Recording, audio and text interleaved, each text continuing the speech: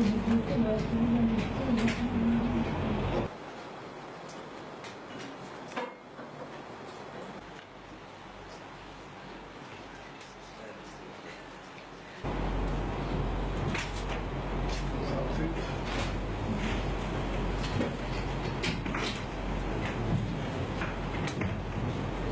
appreciate your sacrifices. My vision is to defeat Al-Shabaab within the next 2 years. Hopefully,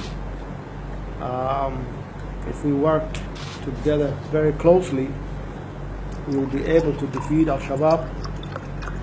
In my judgment, I don't want to overestimate or underestimate what we have, but that's the vision I would like to see happen within the next 2 years to bring peace and stability in Somalia.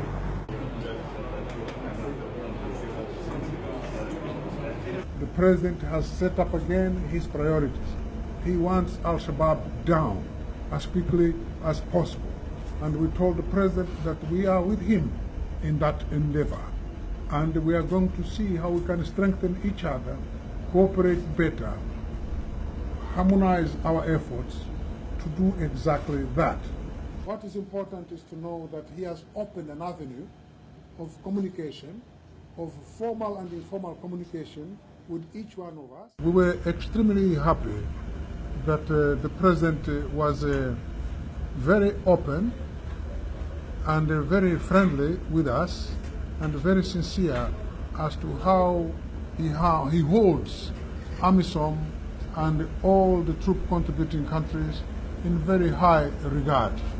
And he has been clear in saying that he wants to work with AMISOM, he wants to work with individual troop contributing countries, and he feels that these are the true partners whose relations he wants to strengthen. We are available to him. When he's ready to meet us, we'll go and meet him.